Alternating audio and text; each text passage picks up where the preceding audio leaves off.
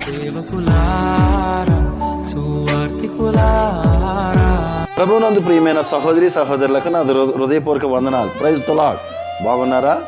దేవుని మహిమ కలుగును గాక. ఆరోగ్యంగా ఉన్నారు, ఆయుష్ను మనకిస్తున్నందుకు నా ప్రభువుకి కృతజ్ఞతాస్తుతులు చెల్లిస్తున్నాను. నిజమే కదా, ప్రభు అయిన యేసుక్రీస్తు వారి కృపను బట్టి, ఆయన యొక్క దీవెనలు బట్టి, ఆయన యొక్క ఆశీర్వాదాలను బట్టి మనం ఇలా జీవిస్తున్నాం.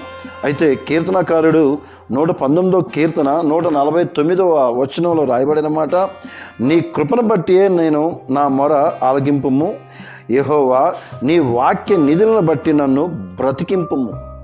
అవును కదండి, ఆయన వాక్యం మనం బ్రతికిస్తుంది, ఆయన మాటలను మనం నిలబెడుతున్నాయి, ఆయన త్రోవలో మనల్ని సరాలం చేస్తున్నాయి. ఆయన ప్రతి ఒక్కటి, ఆయన హస్తము మన చాటు నీడ. ఇప్పుడు ఎండాకాలం బాగా ఎండ తీవ్రత బాగుంది, ఆయన హస్తము మనకి తోడుగా ఉండి నీడనిస్తుంది. ఆ నీడలో మనం ఉంటున్నాం కాబట్టి. అయితే ఈ యొక్క గొప్ప మర్మం ఏంటంటే, ఆయన మాట్లాడుతున్న మాట బ్రతికిస్తున్నాడు. ఎలా బ్రతికిస్తున్నాడు? ఆయన కృపను బట్టి, ఉచితమైన కృపను బట్టి. ఆయన యొక్క సంకల్పం ఏంటంటే, ప్రతి మానవుడు ఆయన కృపలో జీవించాలి, చల్లగా ఉండాలని ఆశ. అయితే ఆయన మొర ఆలకింపుము, యెహోవా వాక్య విధులను బట్టి. వాక్యము అనేది మనం మన హృదయంలో జాగ్రత్త పరుచుకుంటూ దేవుని నామాన్ని మహింపరుచుకుంటూ ఉంటే ఆశీర్వాదం అంటండి. అందుకనే మనం బ్రతుకుతున్నాం, అందుకనే మనం బ్రతికించుతున్నాడు కనుక ఆ యొక్క బ్రతుకులో మనం ఉండాలని ఆశపడుతున్నాను. ఎందుకంటే గొప్ప గొప్ప దైవజనులు పాటలు పాడారు.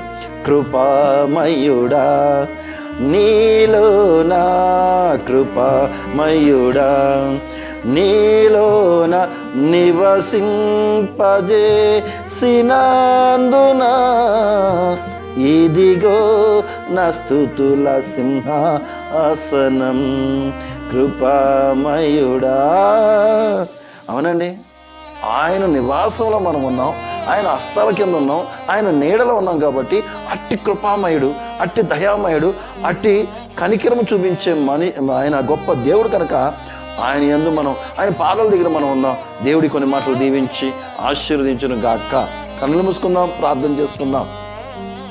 పరిశుద్ధ పరమగల దేవా, నీకు వందనాలు అయ్యా. ఇదిగో నా తండ్రి, ఈరోజు ఈ కృపను బట్టి మీకు వందనాలు నా తండ్రి.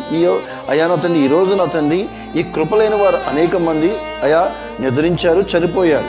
కానీ మీ కృప మమ్మల్ని ఇంకనూ ఉంచింది అంటే, ఎక్కడో మేము పని చేయవలసిన వారము, ఎక్కడో మీ సువార్తను అందించవలసిన వారము, మా పట్ల ఏదో కార్యం చేయాల్సిన ఉన్నది కనుక మమ్మల్ని ఇంకా సజీవంగా ఉంచారు.